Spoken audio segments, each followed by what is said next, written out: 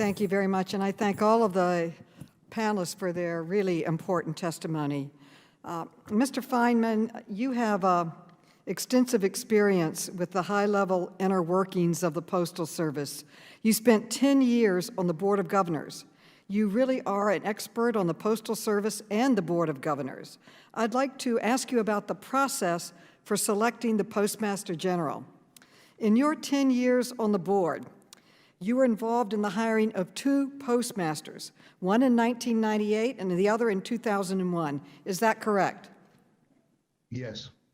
During Yes, those selection processes, was it standard for the board to contract an outside firm to conduct the search? Yes, it was.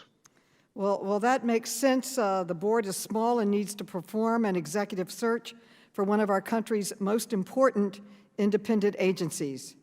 Now, during our hearing on August 24th, Chairman Duncan indicated that he put Mr. DeJoy's name into consideration after Russell Reynolds Associates had already provided a list of qualified candidates to the board for consideration.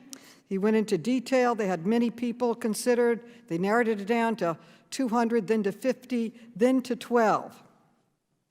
In either of your selection processes for Postmaster General that you participated in, did board members add candidates after the search firm had already done its work to narrow down the list of candidates, possible candidates?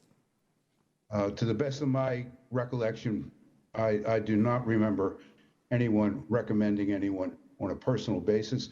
And quite frankly, if they did, it wouldn't come before the board initially. It would go back to the search firm so that they could do their due diligence about the candidate. Thank you. The process the board followed in this instance, to me, seems very unusual. In your experience, how is the selection process for the Postmaster General supposed to work? You hire an executive search firm. The executive search firm gives you a multitude of candidates. You narrow down that multitude of candidates. They do some interviewing, and then we come down to about, I don't know, 10 or so candidates that we interview, that the board interviews.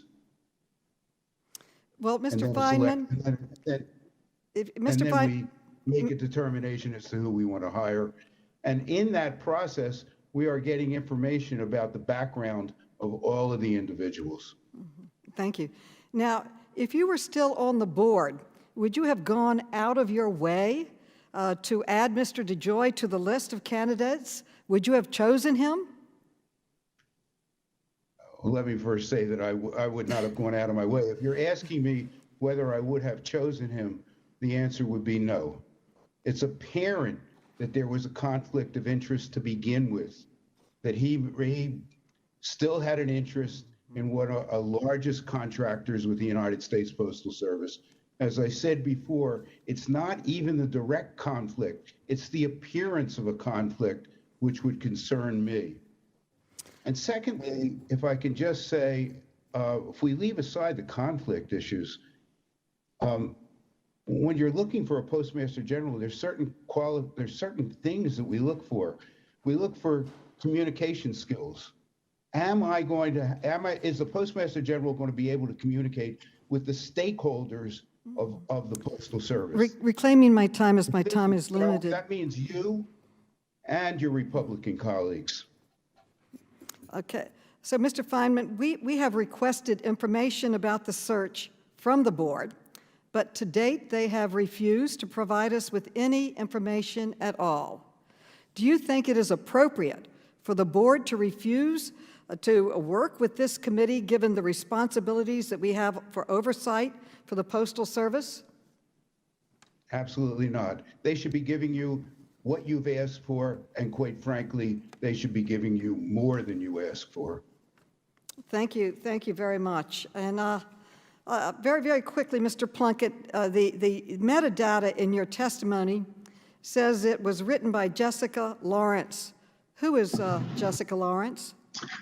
She was my predecessor at my current position and I used a document template that had her name on it.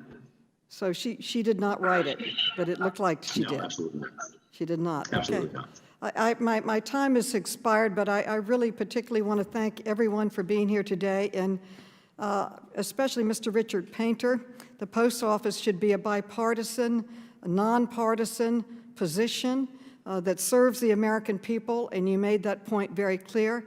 I thank you for your service, for all the participants' service, and for your being here today. Thank you. I yield back.